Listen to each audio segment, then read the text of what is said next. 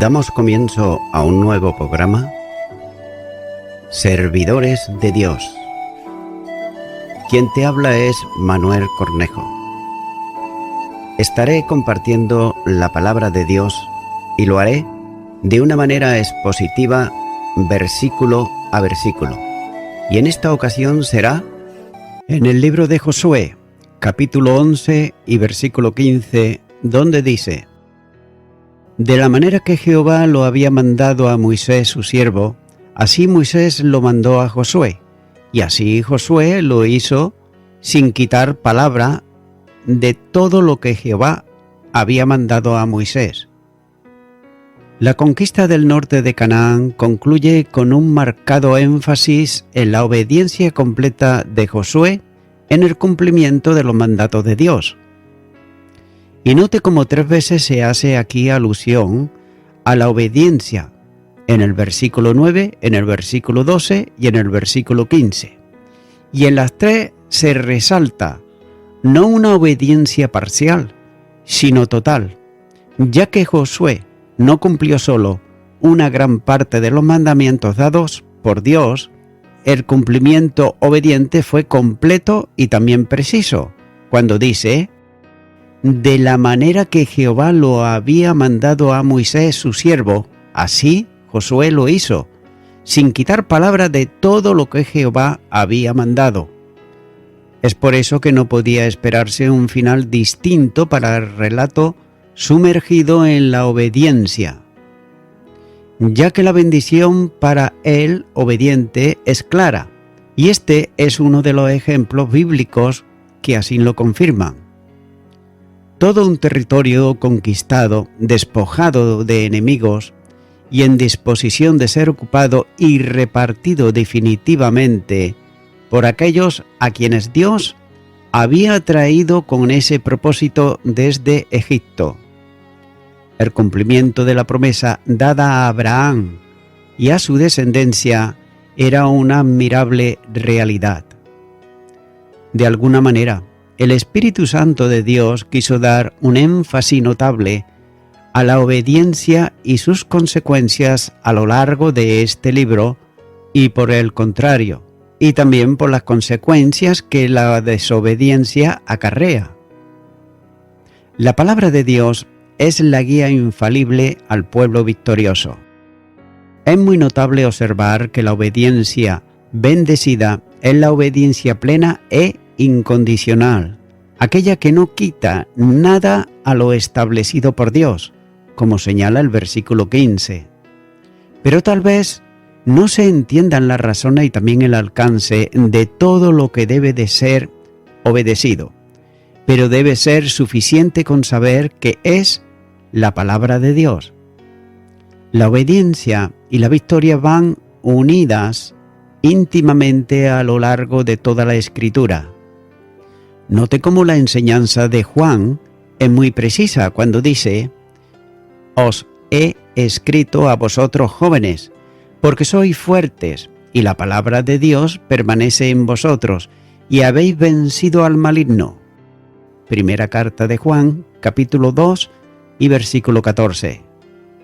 Vencer al maligno porque son fuertes, pero son fuertes porque la palabra de Dios actúa continuamente en ellos, como dice, permanece en vosotros.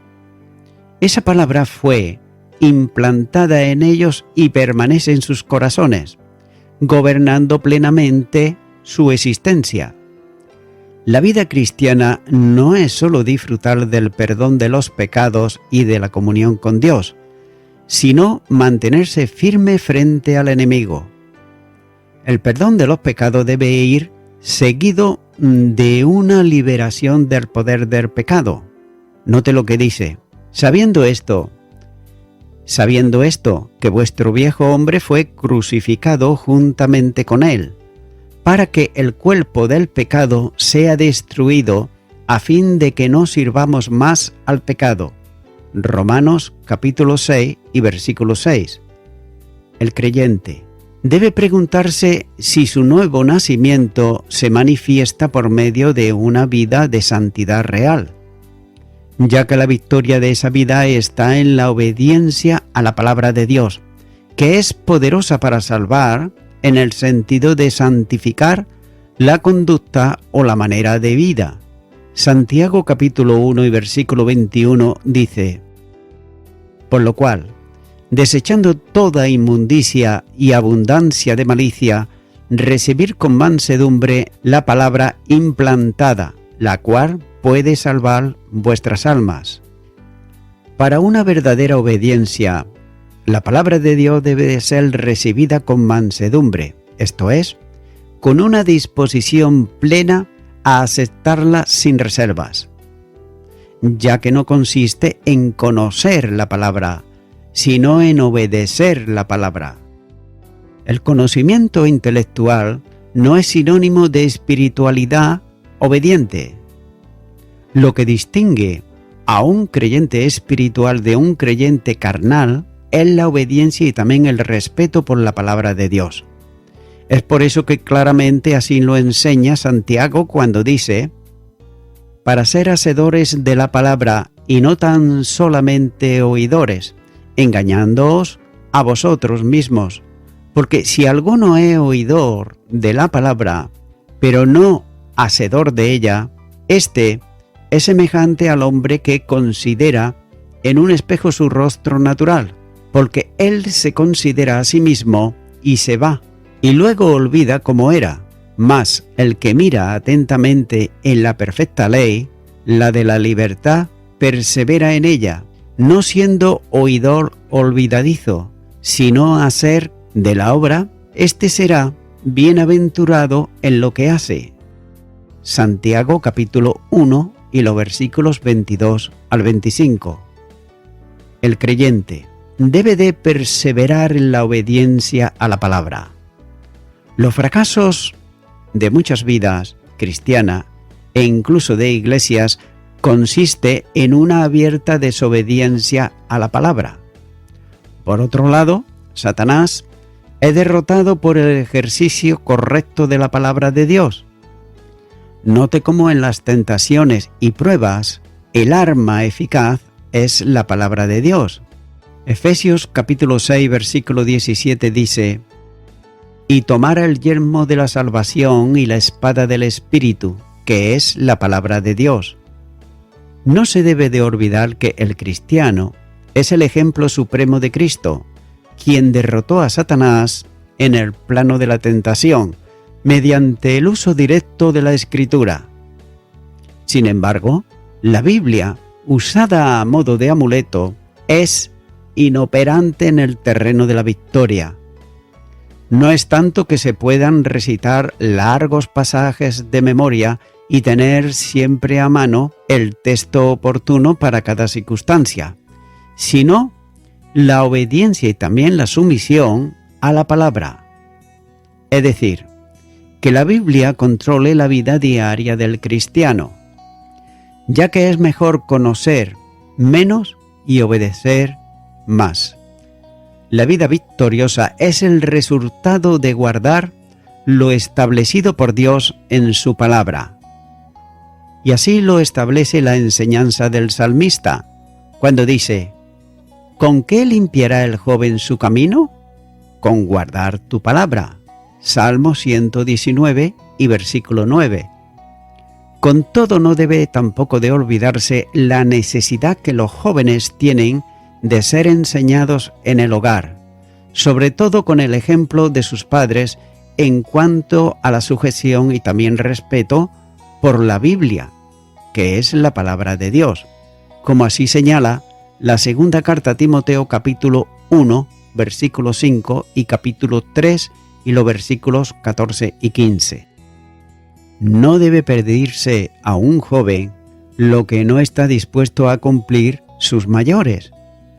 La fe verdadera de un creyente procede en muchas ocasiones del ejemplo vivido en su hogar por quienes tienen una fe genuina. La victoria está pues en la obediencia, cuando dice: en mi corazón he guardado tus dichos para no pecar contra ti. Salmo 119 y versículo 11. Note que si la Biblia controla el corazón, controla también la vida. La regla de conducta cristiana no puede ser otra que la palabra de Dios, cuando dice: escogí el camino de la verdad, he puesto tus juicios delante de mí, me he apegado a tus testimonios, oh Jehová, no me avergüences, porque el camino de tus mandamientos correré, cuando ensanches mi corazón.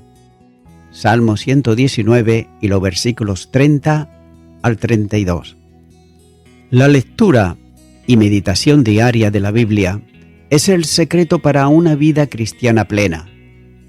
Debe también de recordarse que la respuesta a las oraciones están basada en la obediencia a la palabra de Dios, como señala el Evangelio de Juan capítulo 18 y los versículos 23 y 24. Un segundo aspecto destacable es la segunda condición para la victoria, que es la fe en Dios. Ya que cuando Dios hace una promesa, el creyente debe de descansar plenamente en ella. ¿Por qué? Porque Dios es fiel. Esas promesas concluyen toda confianza en los hombres y sus planes. Cuando Dios dice: yo entregaré, déjese cualquier otro camino, y que solo Él lo hará.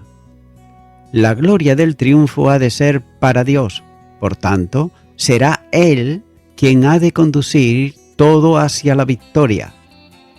Note que cuando Israel confió en sus fuerzas, como señala el capítulo 7, versículos 3 y 4, fue derrotado. Y esta norma de vida no ha variado. El secreto para una vida cristiana victoriosa es la fe. Cuando dice: y está la victoria que vence al mundo, nuestra fe. Primera de Juan, capítulo 5 y versículo 4. El pasaje ha de servir para enseñar dónde está el poder de los hombres.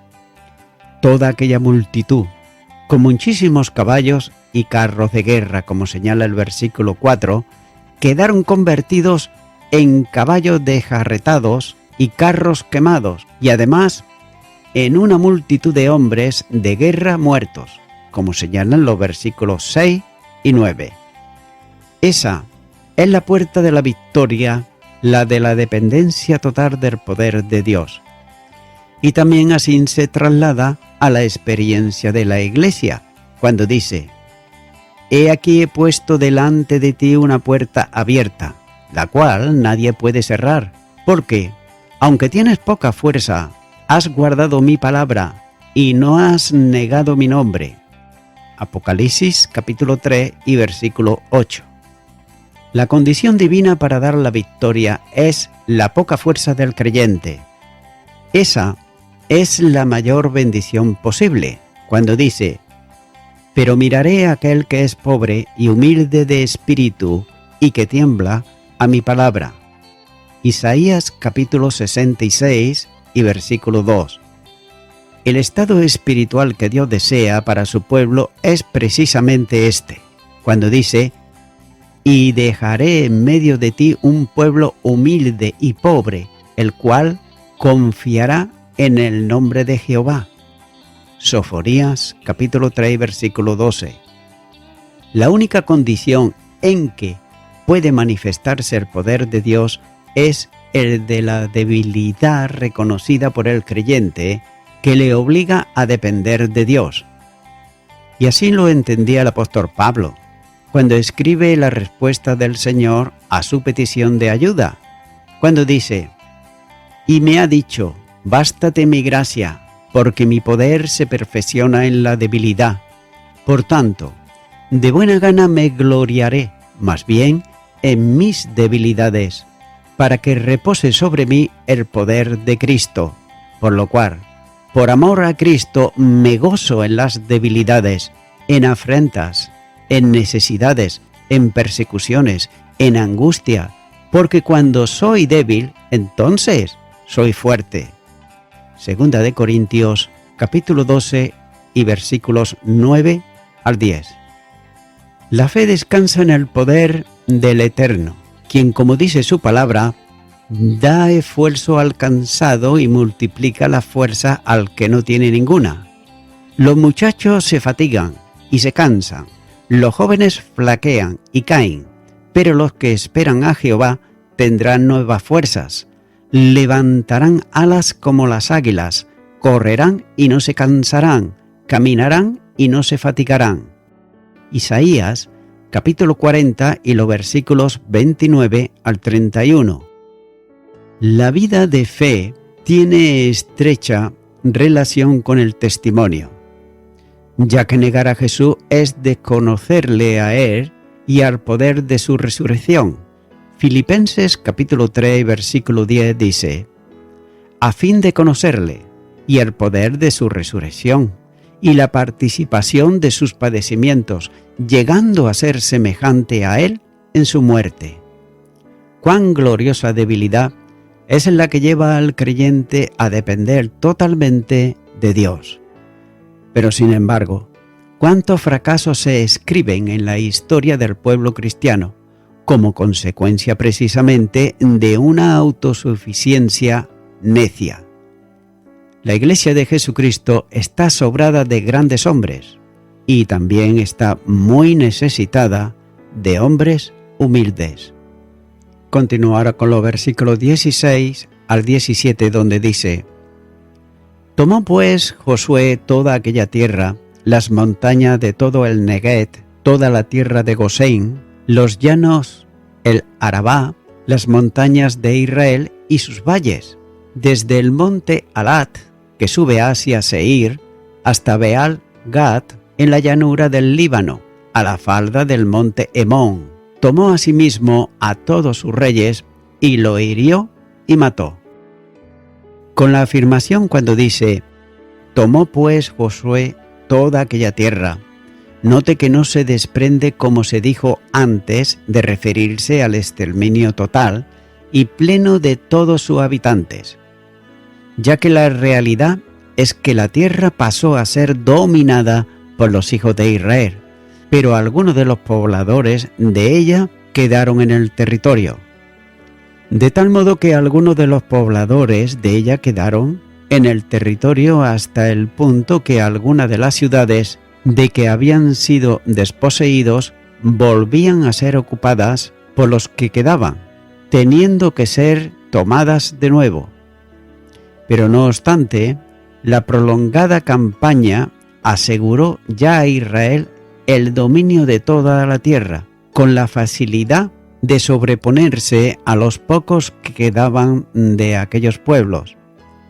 La labor posterior consistía en una sencilla limpieza del territorio, exterminando a los que pudieran haber quedado en la medida que iban asentándose en los lugares conquistados. La tierra poseída se extendía del norte a sur de Canaán, y en el resumen dado por el hagiógrafo es sencillo, pero concreto cuando dice las montañas, refiriéndose a la zona montañosa de Judá en el sur, como señala el capítulo 9, versículo 1 y capítulo 10, versículo 40, cuando dice todo el Neguev, que se extiende por la parte meridional de la tierra, región árida y semidesértica del territorio, cuando dice toda la tierra de Gosén. Esta estaba situada al norte del Neguev, capítulo 10, versículo 41, y los llanos, es decir, la Sepela, la llanura de Judá, entre las montañas y el Mediterráneo, el Arabá, la hondonada del Jordán que forma al este del río, cuando dice las montañas de Israel, que se llamarán más adelante en este mismo libro montaña de Efraín, como señala el capítulo 17, versículo 15 de Josué, extensión montañosa al oeste del Jordán, y finalmente los valles, es decir, la zona conocida como llanura al oeste de las montañas que se extendía hacia Samaria. La conquista fue total y el autor hace referencia a los límites extremos entre el norte y el sur de la tierra, versículo 17. Comienza por el sur, situándolo en el monte Alat, una cadena de montañas sin arbolado que se extiende hasta los campos de Seir o Edom, como señala Génesis capítulo 32 versículo 3 y Deuteronomios capítulo 2 versículos 4 al 8. En el límite norte sitúa a Baal Gad, en el valle del Líbano, al pie del monte Hemón. Una nueva referencia a la derrota de los reyes está cerrando aquí el versículo, y es la consecuencia plena del anatema de toda la tierra de Canaán y que ocasionó la muerte de todos los reyes y sus ejércitos. Continúa ahora con el versículo 18, cuando dice: por mucho tiempo tuvo guerra Josué con estos reyes. Una observación sobre lo prolongado de la conquista. Podemos observar una lectura superficial del libro. Podría ser suponer que en muy pocos días, tal vez semanas, Josué ocupó toda la tierra, pero realmente la conquista duró entre 6 y 7 años. Fue un largo periodo de tiempo en el que no hubo tregua alguna, sino que la guerra era la tónica dominante. Guerra continua, ya que no era posible hacer la paz con aquellos pueblos por mandato divino, ni ellos la hubieran tampoco aceptado caso de ser posible. Continúa ahora con el versículo 19, donde dice: no hubo ciudad que hiciese paz con los hijos de Israel, salvo los heveos que moraban en Gabaón. Todo lo tomaron en guerra. Ningún pueblo de la tierra pretendió ni siquiera hacer alguna alianza con Israel, salvo los heveos de la tetrápolis gabaonita, usando por otro lado el engaño. Lejos de ser ejemplo al resto de los pueblos de Canaán, la alianza de los heveos de Gabaón los exasperó hasta el extremo, a la vez que los llenó también de temor. El pacto de paz gabaonita, el resto de los pueblos respondió con una abierta declaración de guerra, como señala el capítulo 10, versículo 15 y capítulo 11, los versículos 1 al 5. No hubo otra opción para Israel que conquistar palmo a palmo el territorio de la promesa, al que Dios mismo los había conducido conforme a su fidelidad. Y voy concluyendo con esto. La conquista de la mayor parte de la tierra de Canaán parece haber sucedido rápidamente, como he dicho anteriormente, ya que podemos leer toda la historia en unos minutos, pero en realidad tomó unos 7 años. Muchas veces esperamos cambios veloces en nuestras vidas y victorias rápidas sobre el pecado, pero nuestro camino con Dios es un proceso de toda la vida y es posible que tome tiempo los cambios y también las victorias, ya que es muy fácil volvernos impacientes con Dios y perder la esperanza porque las cosas van demasiado lentas.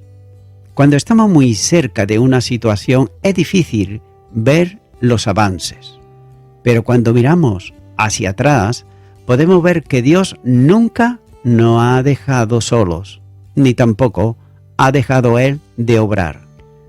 Amigo y amiga oyente, esta sociedad, con sus gobiernos, con las instituciones y las familias, quieren hacer cambios y quieren hacerlo rápidamente, para que todo vaya mejor para ellos.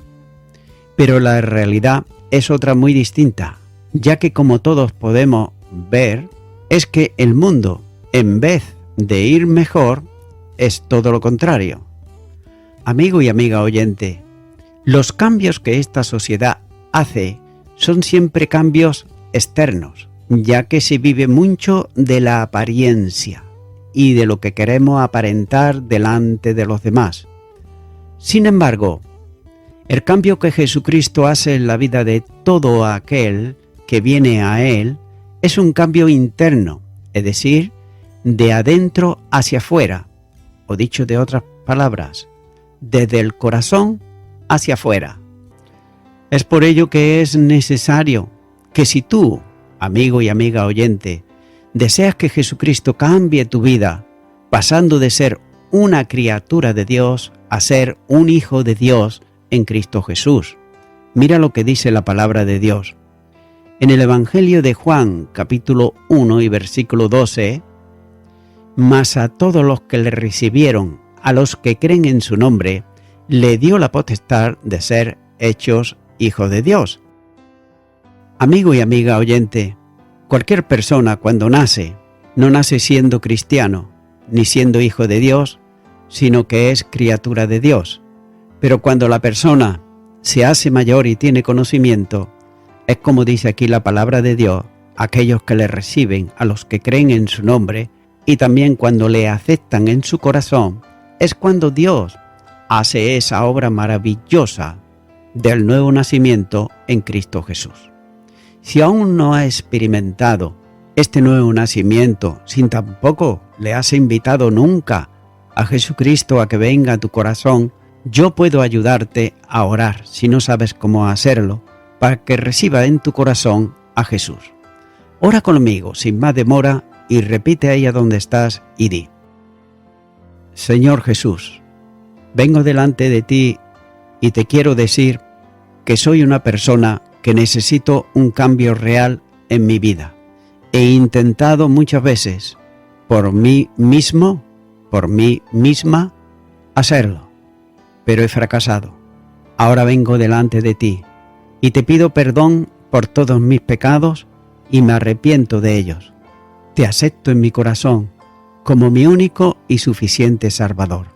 En tu nombre, amén. Amigo y amiga oyente, si tú has hecho esta oración de corazón, te recomiendo que comiences a orar a Dios, en primer lugar, en el nombre del Señor Jesucristo. Orar a Dios no es rezar, sino que es hablar con una persona. También te recomiendo que leas la palabra de Dios y lo hagas a diario. Comienza, por ejemplo, con el Nuevo Testamento. Y también, por último, te recomiendo que para que puedas crecer espiritualmente, te congregues en una iglesia cristiano-evangélica, donde se predique, se enseñe y se practique la sana doctrina y la palabra de Dios. Congrégate ahí y con el tiempo podrás crecer espiritualmente y también servir al Señor Jesucristo. Que Dios te bendiga. Y a toda la audiencia, nuevamente ya me estoy despidiendo de todos ustedes y será hasta el próximo programa. Que Dios os bendiga a todos.